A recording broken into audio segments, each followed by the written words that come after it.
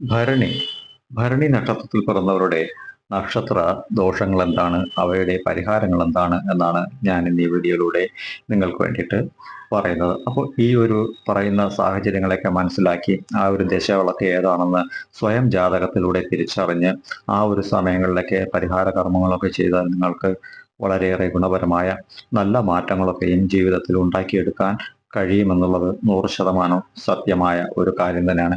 അത് പ്ലാനറ്റുകൾ എന്ന് പറയുന്ന ഇത് തന്നെയാണ് നമ്മളുടെ ഗ്രഹ നിലകളിൽ നിൽക്കുന്ന ആ ഒരു ഈശ്വരന്മാരെന്ന് പറയുന്നത്. അപ്പോൾ അവരുടേതായ ആ സമയങ്ങളിൽ നിങ്ങൾ പൂജകളൊക്കെ ചെയ്യുക, പ്രാർത്ഥിക്കുക. അപ്പോൾ ഇതിന് നിരവധി കാര്യങ്ങളായിട്ടുണ്ട്. അപ്പോൾ ചന്ദ്രൻ, രാഹു, ശനി എന്നീ ഗ്രഹങ്ങളൊക്കെ നിങ്ങളുടെ ദശ നടത്തുമ്പോൾ ആ ഒരു സമയം വളരെയേറെ മോശകരമായ പല അനുഭവങ്ങളും നിങ്ങളുടെ ജീവിതത്തിലേക്ക് ഉണ്ടാകുമെന്നുള്ളത് 100% സത്യമായ ഒരു കാര്യം തന്നെയാണ്. ഇപ്പൊ ചന്ദ്രൻ എന്ന് പറയുന്നത് മാതാവാണ്, രാഹു എന്ന് പറയുന്നത് സർപ്പമാണ്, ശനീശ്വരന്റെ കാര്യം നിങ്ങൾക്ക് എല്ലാവർക്കും തന്നെ അറിയാവുന്നതാണ്. അദ്ദേഹം ഒരു രാശിക്കുള്ളിൽ കടന്നാൽ 19 ആണ്ടുകാലം വളരെയേറെ ദുരിതങ്ങളൊക്കെ അനുഭവിക്കേണ്ടി വരുമെന്നുള്ളതും ഒരു സത്യം തന്നെയാണ്. അപ്പോൾ എന്നാലും ഈ ഗ്രഹങ്ങൾക്കൊപ്പം വരുന്ന അപഹാര ഗ്രഹങ്ങൾ എന്ന് പറഞ്ഞ ഒരു ഗ്രഹങ്ങളുണ്ട്. അപ്പോൾ ഈ ഗ്രഹങ്ങളൊക്കെയാണ് നിങ്ങൾക്ക് ദോഷം ചെയ്യുന്നത്.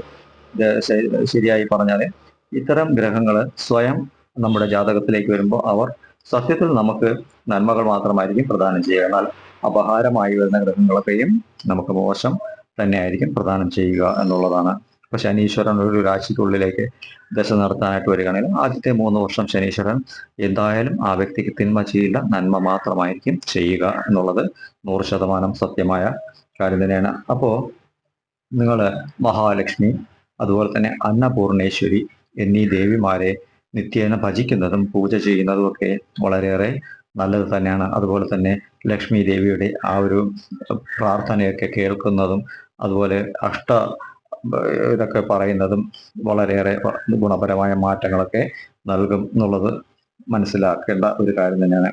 അതുപോലെ തന്നെ ഭരണി, പൂരം, പൂരാടം എന്നീ നാളുകളൊക്കെ വരുമ്പോൾ നിങ്ങൾ ക്ഷേത്രത്തിൽ പോവുകയും ലക്ഷ്മി ദേവിയെ വണങ്ങുകയും പ്രാർത്ഥിക്കുകയും അർച്ചനകളൊക്കെ ചെയ്യുകയൊക്കെ ചെയ്യുന്നത് നല്ല മാറ്റങ്ങൾ നിങ്ങളുടെ ജീവിതത്തിലേക്ക് നൽകും. അതുപോലെ തന്നെ ഇത്തരം ദിവസങ്ങളൊക്കെ വരുമ്പോൾ നമ്മൾ മത്സ്യമാംസാദികളൊന്നും കഴിക്കാതെ വ്രതമൊക്കെ എടുക്കുന്നതും ഗുണപരമായ പല നന്മകൾ നിങ്ങളുടെ ജീവിതത്തിലേക്ക് നൽകുന്നതാണ്. അതുപോലെ തന്നെ ജന്മനക്ഷത്രം വരുന്ന ആ ഒരു സമയത്ത് നിങ്ങളുടെ ഭരണി നക്ഷത്രം വരുന്ന ആ ഒരു ദിവസത്തിലൊക്കെ ലക്ഷ്മി പൂജ നടത്തുന്നത് ഗുണകരമായ ഒരു നല്ല കാര്യം തന്നെയാണ്. അതുപോലെ ക്ഷേത്രങ്ങളിൽ പോയാൽ ഈ ഭരണി നക്ഷത്രക്കാര് യക്ഷി അമ്മ എന്ന് പറഞ്ഞ ഒരു പ്രതിഷ്ഠ മിക്ക ക്ഷേത്രങ്ങളിലൊക്കെ ഉണ്ടാകും.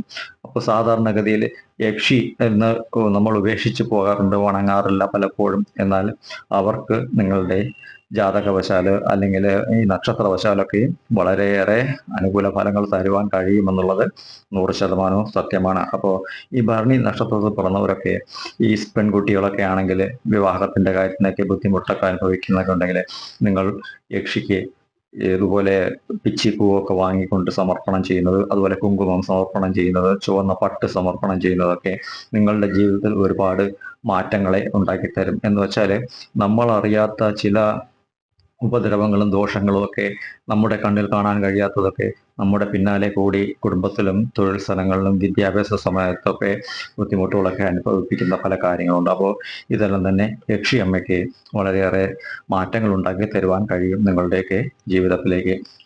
രോഹിണി, തിരുവാതിര, പൂയം, വിശാഖം, അനിഴം, തൃക്കേട്ട എന്നീ നാളുകളൊക്കെ തന്നെയും നിങ്ങൾക്ക് പ്രതികൂലമായ നക്ഷത്രങ്ങളാണ്. അപ്പോൾ ഈ നക്ഷത്രക്കാരുമായിട്ടൊക്കെ നിങ്ങൾ പണം സംബന്ധപ്പെട്ട ഇടപാടുകളോ അല്ലെങ്കിൽ തൊഴിൽ സംബന്ധപ്പെട്ട ഇടപാടുകളോ ഏതൊരു വിഭാഗത്തിലാണെങ്കിൽ ശരി, ഇവരുമായിട്ട് അത്തരം ഇടപാടുകളൊന്നും തന്നെ വയ്ക്കുവാനായിട്ട് പാടുള്ളതല്ല. ആ വ്യക്തികളുടെ ആ ഒരു പ്രഭാവമല്ല നിങ്ങളിലേക്ക് ചുരിയുക. ആ നക്ഷത്രങ്ങൾ നിങ്ങൾക്ക് പ്രതികൂലമായിട്ടായിരിക്കും ചിന്തിക്കുകയും പ്രവർത്തിക്കുകയും ചെയ്യുക. നിങ്ങൾ പറയുന്നത് ചിലപ്പോൾ അവർക്ക് അനുസരിക്കാൻ പറ്റാത്തൊരു സാഹചര്യമാവാം, അല്ലെങ്കിൽ അവർക്ക് നിങ്ങളിൽ താല്പര്യമില്ലാത്ത ഒരു സാഹചര്യമാവാം. അപ്പോൾ ഇതൊക്കെയും വ്യക്തികളല്ല ചെയ്യുന്നത്, നക്ഷത്രങ്ങളാണ് അവിടെ ബുദ്ധിമുട്ടുകളൊക്കെ ഉണ്ടാക്കുന്നത്. അപ്പോൾ ഇത്തരം കാര്യങ്ങൾ, പണം കടം വാങ്ങുക, കൊടുക്കുക, ഇതൊന്നും തന്നെ ഇത്തരം നക്ഷത്രങ്ങളിലൊന്നും പാടുള്ളതല്ല. അപ്പോൾ ഇത്തരം കാര്യങ്ങളൊക്കെയും മനസ്സിലാക്കേണ്ടത് വളരെയേറെ അത്യാവശ്യം തന്നെയാണ്. അതുപോലെ തന്നെ നിങ്ങൾ വെള്ള നിറം, അതുപോലെ തന്നെ ലൈറ്റ് ബ്ലൂ കളറ്, ചുവന്ന നിറം, ഇതൊക്കെ തന്നെ നിങ്ങൾക്ക് വളരെയേറെ അനുകൂലമായ ഒരു നിറങ്ങളും കൂടിയാണെന്നാണ് എനിക്ക് മനസ്സിലാക്കുവാനായിട്ട് കഴിയുന്നത്. അപ്പോൾ അതിനനുസരിച്ചുള്ള എന്തെങ്കിലും നിറങ്ങളോ അല്ലെങ്കിൽ നിറമുള്ള പേപ്പറുകളോ നിറമുള്ള തുണി കഷ്ണങ്ങളോ എന്തെങ്കിലുമൊക്കെ നിങ്ങളൊരു ബാഗ് ഉപയോഗിക്കുകയാണെങ്കിൽ ഈ കളറിലൊക്കെ ബാഗുകളൊക്കെ ഉപയോഗിക്കാം, പേഴ്സ് ഉപയോഗിക്കുകയാണെങ്കിൽ ഉപയോഗിക്കാം. ഒരു മോതിരമൊക്കെ വാങ്ങിയിടുകയാണ്, ഇമിറ്റേഷൻ ആണെങ്കിൽ പോലും പെൺകുട്ടികൾ ഈ കല്ലൊക്കെ വെച്ചതൊക്കെ വാങ്ങിയിടാറുണ്ട്. അപ്പോൾ ഇത്തരം കളറുകളൊക്കെ ഉള്ളതൊക്കെ ഉപയോഗിച്ചാൽ ഗുണകരമായ ആ ഒരു നെഗറ്റീവ് എനർജിയെ നിങ്ങളിലേക്കുള്ളതിനെ എടുത്ത് കളയുകയും നല്ല ഫലത്തെ പ്രദാനം ചെയ്യുകയും ചെയ്യുമെന്നുള്ളതാണ്. അതുപോലെ തന്നെ നിങ്ങളുടെ അതിദേവത എന്ന് പറയുന്നത് യമധർമ്മനാണ് നിങ്ങളുടെ അതിദേവനായിട്ട് വരുന്നത്. അപ്പോൾ എല്ലാ തവണയും ദുഃഖങ്ങളുടെ ഒരു ഇത് തന്നെയാവും നിങ്ങളിലേക്ക് ഉണ്ടാവുക. അപ്പൊ അതൊക്കെ മാറി ഒരു നല്ല ഫലത്തെ എല്ലായിടത്തും ലഭിക്കുവാനായിട്ട് ഇദ്ദേഹത്തിന്റെ മന്ത്രം, യമരാജ മന്ത്രം നിങ്ങൾ നിത്യേന 21 തവണയെങ്കിലും ജപിക്കുന്നത് ഗുണകരമായ ഒരു നല്ല ഫലത്തെ നിങ്ങൾക്ക് പ്രദാനം ചെയ്യുമെന്നുള്ളത് യഥാർത്ഥമായ ഒരു കാര്യമാണ്. അപ്പോൾ അദ്ദേഹത്തിന്റെ ഒരു അതിമന്ത്രം ഞാൻ പറഞ്ഞു തരാം. ഓം യമായ നമഃ. ഈ മന്ത്രം നിത്യേന 21 തവണ നിങ്ങൾ ജപിക്കുക. നിങ്ങളുടെ ഈ ജാതകവശാൽ ഉണ്ടാകുന്ന ഈ പ്രശ്നങ്ങൾക്കൊക്കെ ഒരു 80% പരിഹാരം 100% ഉണ്ടാകും. ഇതൊക്കെ അറിയാതെയാണ് പലരും മുന്നോട്ട് പോയി കഷ്ടതകളൊക്കെ പെടുന്നത്. എല്ലാവരും 27 നക്ഷത്രവും അതുപോലെ തന്നെയാണ് കഷ്ടതകളൊക്കെ അനുഭവിക്കുന്നത്.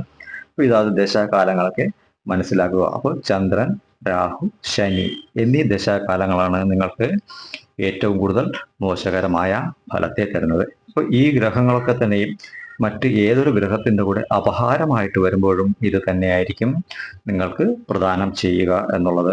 ഇപ്പൊ ചന്ദ്രദശ എന്ന് പറയുമ്പോൾ ഒരു 10 വർഷക്കാലം നമുക്ക് ചന്ദ്രദശ കണക്കാക്കിയാലും രാഹുർ ദശ വന്നിട്ട് 18 വർഷക്കാലം രാഹുർ ദശ വരും. പിന്നെ 19 ആണ്ടുകാലം ശനി ദശയാണ് നടക്കുന്നത്. അപ്പൊ ഈ 19 ഒരു 48 വർഷക്കാലം നിങ്ങൾ ദുരിതങ്ങളൊക്കെ അനുഭവിക്കേണ്ട ഒരു കാലഘട്ടമാണെന്നാണ് അവിടെ കൊണ്ട് അർത്ഥമാക്കുന്നത്. അപ്പൊ 48 വർഷം എന്ന് പറയുമ്പോൾ നമ്മളുടെ പരമമായ ഒരു ആയുസ് ഏതാണ്ട് പൂർണ്ണമാകാറായി പോകും. അപ്പോൾ ഈ സമയത്തെ അറിഞ്ഞ് ചിന്തിച്ച് കണ്ട് പ്രവർത്തിച്ചാൽ ഗുണകരമായ നല്ല ഫലം നിങ്ങൾക്ക് ഉണ്ടാകുന്നതാണ്. ശുഭം.